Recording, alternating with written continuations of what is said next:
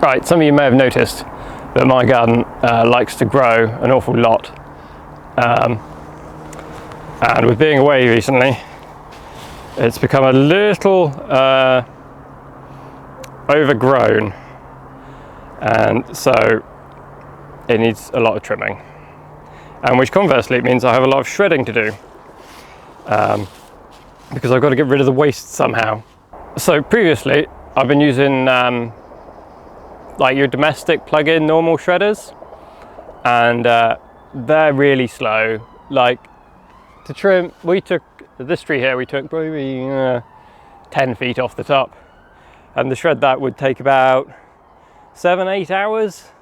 It's just so slow. So we're going to do a comparison between them and the new bit of kit I got. But first, I don't have anything to shred, so we're going to trim a bit more off this tree.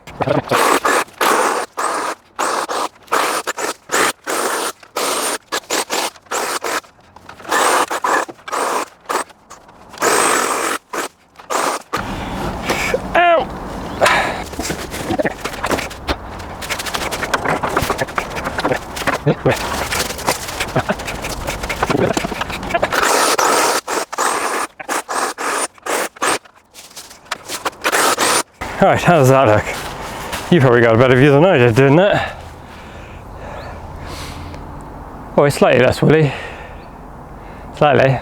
Okay, so we've got 3 sticks, and they're all about the same, sort of same amount of leaf and same amount of stick on them, same diameter.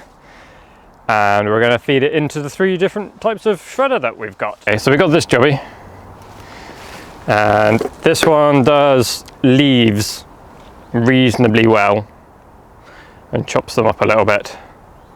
It doesn't have a collection thing, it just fires them out the bottom, which is really unhelpful. And it kind of clogs fairly easily, so it's all right. It deals with leaves better than this one. But this one deals with sticks and thick wood really well, anything up to about 1 inch, and it just chomps it all up. And the thicker leaves on the bay tree that we're chopping up now are fine.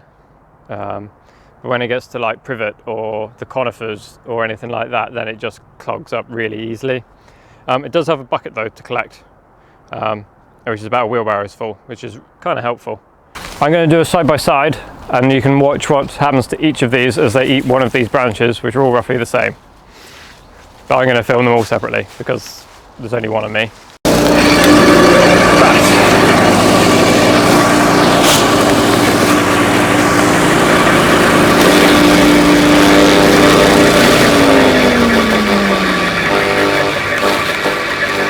I'd like to point out, I didn't scoot that out.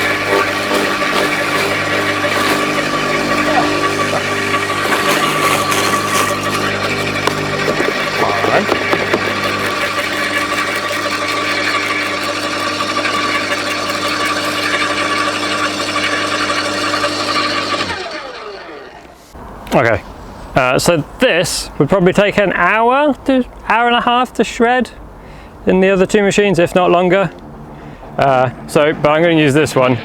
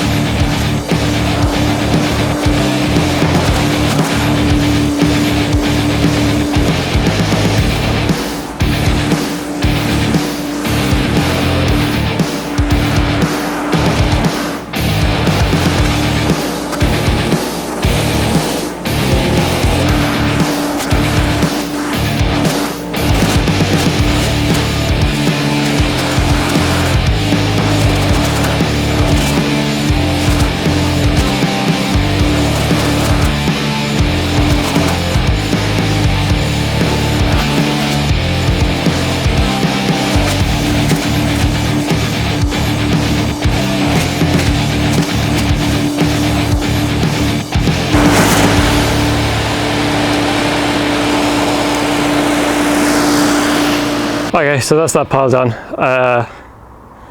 Oh, it took 5-10 minutes, somewhere around there. If that. And then in here, we're looking here, it's not super finely shredded, but it's really good for composting because everything's been battered and everything's really bruised. So if you're going to compost it all, that's great. It does tend to rip these bags. The force at which stuff comes out is incredible. The aluminium shroud that I made for it, the bit of fin that's sticking out used to be folded in between two other bits of metal, and just the sheer force of stuff flying out of it has bent it outwards. But it still points down, so for now it'll do. I'm going to have to weld the steel one up, I think. It's supposed to come with one, I believe, but this is very second-hand. I found it in a house clearance shop a wee way away. But yes, if you're wondering about how long the shredding is taking and how much time it's wasting for you, then it's definitely worth considering getting one of these, because even though they're a wee bit pricey, they seem to be about $250 second-hand on eBay, or if you're lucky you find one in a shop.